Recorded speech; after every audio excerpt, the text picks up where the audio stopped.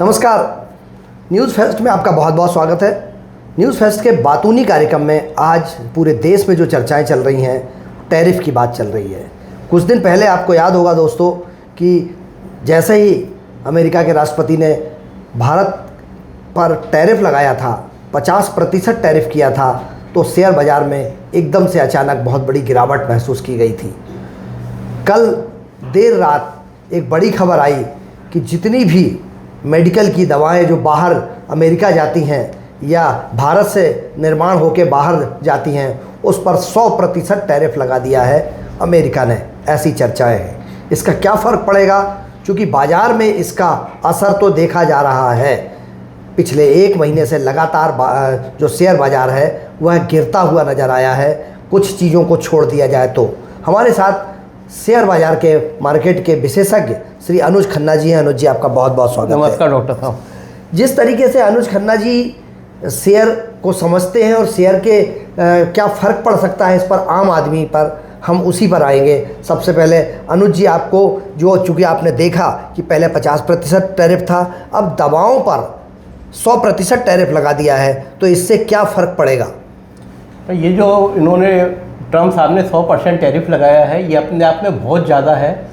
और ये tariff Indian company ने लगाया, उन्होंने पूरे वर्ल्ड के लगाया। लेकिन जो इंडिया से दवाइयाँ हैं, मेडिसिन है, ये ज़्यादा एक्सपोर्ट होती थी यूएसए में। सन फार्मा का 48% लोग टैरिफ, वो 48% मार्केट शेयर था अमेरिका में, वो बहुत नीचे आ जाएगा उनका। और वो आज सन फार्मा भी आज मेरा ख्याल लो बना दिया है उसने, ईयर लो पे आ गया है वो सन फार्मा। सिप्ला का 38% मार्केट शेयर था अमेरिका में अपनी दवाइयों का।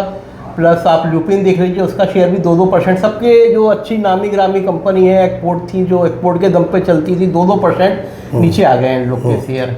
और अभी जो अपन देख रहे हैं कि 750 पॉइंट सेंसेक्स नीचे आ चुका है जी। और ये लगातार मेरे को लगता है कि 20-25 दिन ऐसे ही हाल रहने वाला है। क्योंकि अपने जो विदेश मंत्री जयशंकर जी प्लस अपने पीयूष गोयल जी कई राउंड की वार्ता कर चुके हैं, उनके डेलीगेशन भी इंडिया आ चुके हैं, उसके बाद भी कोई इम्प्रूवमेंट नहीं आ रहा। सिर्फ अपने को दिलासा दी जा रही है कि अब ठीक होगा, अब ठीक होगा, लेकिन अभी तक रोज़ एक नया टैरिफ लग रहा है। एक और है जो अभी कम चर्चा में है, जो हैवी ट्रक हैं उन पर भी उन्होंने टैरिफ बढ़ा दिया 25%। जो हैवी ट्रक इंपोर्ट होंगे अमेरिका के लिए 25%, उसका असर भी धीरे धीरे वो भी देखने को मिलेगा। क्योंकि जो अपन एंसिलरीज हैं जो ऑटो पार्ट्स की, उन पर भी प्रेशर आना चालू हो रहा है धीरे धीरे। तो क्या खन्ना साहब, आपको लगता है कि आपने सन फार्मा का नाम लिया, आपने ल्यूपिन का नाम लिया, आपने कुछ और ब्रांडेड कंपनियों के जो नाम लिए, इनका उत्पादन भारत में होता था और यह 48% अमेरिका को भेजते थे। यदि भारत ये तय कर ले कि हमें वो दवाई भेजना ही नहीं है वहाँ पर, तो अमेरिका में हाहाकार मच जाएगा। क्योंकि उन दवाओं से अमेरिका में लाखों लोग उसका फ़ायदा उठाते हैं जो भारत में बनती हैं। तो क्या ऐसा नहीं हो सकता कि इस बात पर दबाव बनाने की कोशिश की जाए? क्योंकि इन फैक्ट्रियों का उत्पादन अगर कम होगा तो हज़ारों लाखों लोग बेरोजगार हो जाएंगे। नहीं, ये तो उत्पादन कम होगा, इंडिया में तो प्रॉब्लम आनी ही है। शेयर मार्केट से लेके मैन्युफैक्चरिंग यूनिट वालों को सबको प्रॉब्लम आनी है। अमेरिका को भी प्रॉब्लम आएगी, लेकिन वो अमेरिका है कहीं ना कहीं से अपने रास्ते ढूंढ लेगा जी। प्रॉब्लम अपने को मेन आनी है। और यहाँ उन लोग की कोशिश है कि आप लोग आके अमेरिका में फैक्ट्री लगाइए, जो ठीक मोदी जी आज से पहले कर रहे थे कि आप इंडिया में अगर आपको शोरूम खोलना है, फैक्ट्री लगानी है, जहाँ पे शोरूम भी खोलना ही पड़ेगा, अपने ऑफिस खोलने ही पड़ेंगे। जैसे अपना टेस्ला ने अपना ऑफिस खोलने को मजबूर कर दिया कि अगर आपको इंडिया में कार बेचनी है तो अपना ऑफिस खोलिए, अपनी फैक्ट्री के लिए जगह देखिए। अपना आप देख लीजिए, एप्पल को भी ऐसे ही करना पड़ा कि अपनी फैक्ट्री लगानी पड़ी, उसके बाद ही आपको यहाँ पे माल आप ढंग से बेच सकते हैं, अपने स्टोर खोल सकते हैं। लोगों ने खोला, इसी तर्ज पे लग रहा है कि वो भी ऐसे ही काम कर रहे हैं कि वहाँ पे फैक्ट्री लगाइए और मेक इन अमेरिका वाला काम कर दिया। जो मेड इन इंडिया में बोल रहा था वो मेक इन अमेरिका लग रहा है वो मेरे को जी। तो अगर अब मेक इन इंडिया की जगह मेक इन अमेरिका की बात आएगी तो इससे शेयर बाज़ार तो गिरेगा ही, लेकिन क्या आपको लगता है कि बहुत सारे हमारे युवा, बहुत सारे जो रोज़गार की तलाश में थे और जो इस सेक्टर में जाते, फार्मा सेक्टर में जो जाते, उस पर इसका असर पड़ेगा? हाँ, इसका असर तो पड़ेगा ही। आईटी सेक्टर में असर पड़ना चालू हो गया है जी। हायरिंग कम कर दी आईटी सेक्टर वालों ने जी। अब फार्मा वाले भी हायरिंग कम कर देंगे क्योंकि इनके पास सरप्लस हो जाएगा माल और वो एक परसों भी उन्होंने एक कुछ केमिकल का नाम लिया था आई थिंक, तो वो केमिकल भी बोले इससे सब कैंसर हो रहा है, इससे बीमारी हो रही है, जबकि वहाँ के WHO ने बोला कि केमिकल से कोई प्रॉब्लम नहीं है, कुछ प्रॉब्लम नहीं है। लेकिन ट्रम्प साहब हैं जो बोल दें वो फाइनल होता है उनके यहाँ। जी हाँ। तो इसलिए प्रॉब्लम तो बढ़ती जानी है, कुछ नतीजा निकल नहीं रहा है, इनको उस पर बहुत ज़्यादा ध्यान देने की ज़रूरत है अभी। जी, भारत की जो रणनीति है, भारत की जो योजना है, वह अपना देश स्वदेशी की तरफ बढ़ रहा है और स्वदेशी पर फोकस भी किया जा रहा है। देश के प्रधानमंत्री हों या प्रदेश के मुख्यमंत्री हों, सभी स्वदेशी पर फोकस किए हुए हैं। तो क्या आपको लगता है कि इस मामले में भी स्वदेशी, चूँकि बनता हिंदुस्तान में ही था और बाहर जाता था, वो अगर इंडिया में ही वो दवाएं खपने लगीं तो उसका बाज़ार पर असर पड़ेगा? देखिए, इतनी जो इंडिया में दवाई बन रही है और इंडिया में ऑलरेडी बिकी रही है दवाई जी, तो इसका इंडिया में तो क्या है, शेयर मार्केट इनका कम होना है, कंपनी की वैल्यूएशन कम होनी है। ओके, ये प्रॉब्लम तो लगातार बनी ही रहेगी अभी जब तक। और अभी एक उन्होंने बात बहुत अच्छी बोली है, उन्होंने ब्रांडेड दवाइयों पे ही 100% ड्यूटी लगाई है, नॉन ब्रांडेड पे नहीं लगाई। मतलब आप जेनरिक समझ लीजिए, जेनरिक के बारे में उन्होंने कुछ क्लियर नहीं करा है। हो सकता है कि ये कंपनी धीरे धीरे जेनरिक पे शिफ्ट हो जाए। बिल्कुल ये कर सकते। ये बहुत बड़ी बात है कि यदि ब्रांडेड कंपनियों पर ही इस तरीके का टैरिफ है तो ये कंपनियां अपने आप को जेनरिक की तरफ डाइवर्ट कर दें, और जेनरिक को अगर टैरिफ नहीं लगाया तो हो सकता है कि उनका काम अपनी तरफ से चलता रहे, क्योंकि भारत में तो जेनरिक दवाओं की खपत बढ़ी है, विदेशों में भी जेनरिक दवाओं पर बहुत फोकस किया जा रहा है। क्या खन्ना साहब, अगर आपको ऐसा लगता है कि इस तरीके की जो रणनीति है, भारत लगातार रसिया से तेल खरीद रहा है, इस आरोप को लगाते हुए अमेरिका ने टैरिफ लगा दिया 50%, उसके बाद ये फार्मा पे भी 100% लगा दिया, तो क्या भारत की जिस तरीके से नमस्ते ट्रंप और भारत की जो रणनीति थी कि भारत का सबसे अच्छा दोस्त अमेरिका बन गया है, आज उस रणनीति को बदलने की आवश्यकता है? क्योंकि बहुत सारे देश ऐसे हैं जो हिंदुस्तान के साथ खड़े होना चाहते हैं, लेकिन अमेरिका के साथ हम खड़े थे इसलिए वो हमारे साथ नहीं खड़े थे। ये बात तो बिल्कुल ठीक है, जो अमेरिका के संग खड़े हैं वो अपने संग इतनी जल्दी आएंगे नहीं, क्योंकि अमेरिका और इंडिया में अभी डिफरेंस, बीच में खाई बची हुई है, वो खाई भरने में टाइम लगेगा। और जो अपना ये है कि मेक इन इंडिया वाला काम है वो धीरे धीरे प्रोग्रेस करेगा। अपन सोचें कि सारा अपन स्वदेशी फंड स्वदेशी चीज़ अपनाएं, वो धीरे धीरे अपना रहे हैं, धीरे धीरे हो रहा है, लेकिन थोड़ा थोड़ा टाइम लगेगा उसमें। जी, स्वदेशी है, और अगर हमें इस टैरिफ से मुकाबला करना है तो हमें थोड़ा सा रुकना होगा, इंतज़ार करना होगा, और धीरे धीरे इसके जो परिणाम हैं उसकी तरफ प्लान करके आगे बढ़ना होगा।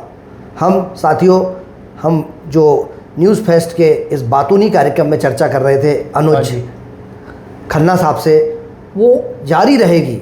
हम एक छोटे से ब्रेक के बाद हाजिर होते हैं, आप बने रहिए हमारे साथ।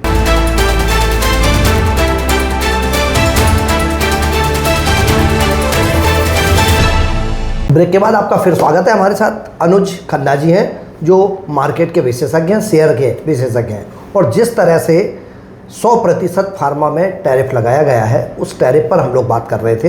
खन्ना साहब, जो वर्तमान में टैरिफ है और वर्तमान में जो परिस्थितियां चल रही हैं, पहले 50% फिर 100%, उससे बाज़ार में मंदी बहुत आई है। चूँकि आप शेयर बाज़ार का काम देखते हैं, तो आपको लगता है कि हमारे देश में जो शेयर पर डिपेंडेंट लोग थे, जो शेयर का ही काम किया करते थे, ऐसे लोगों को काफ़ी नुकसान उठाना पड़ा है पिछले 1-2 महीनों में?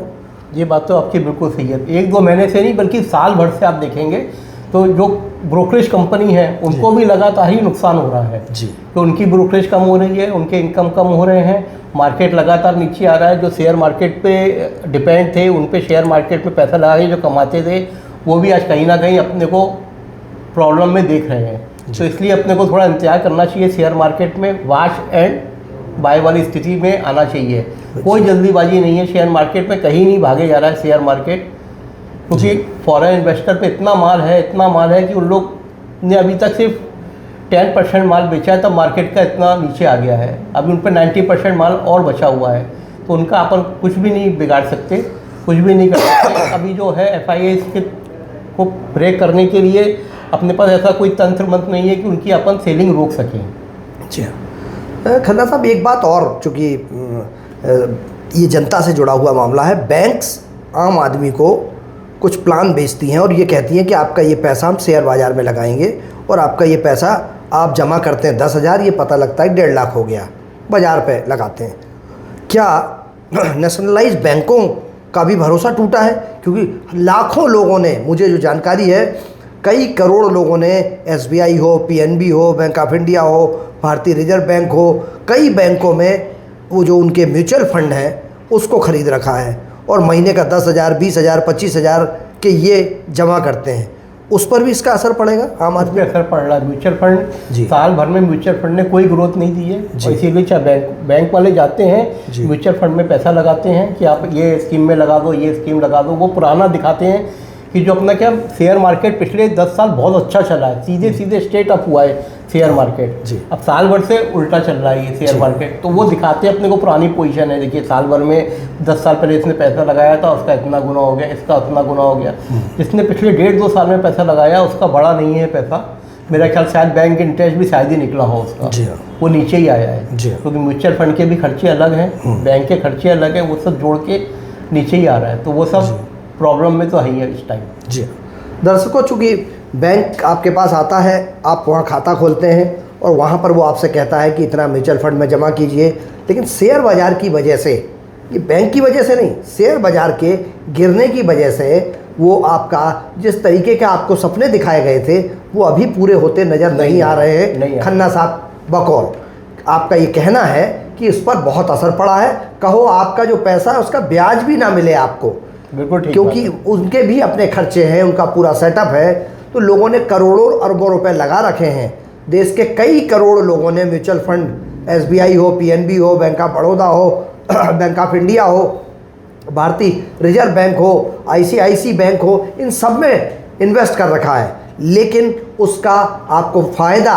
जो आपने सोच के इन्वेस्ट किया था वो फ़ायदा नहीं मिल पा रहा है, ऐसा खन्ना साहब का कहना है। और मुझे ऐसा लगता है कि अभी इंतज़ार करना पड़ेगा। शेयर बाज़ार में पेशेंस की बहुत ज़रूरत होती है।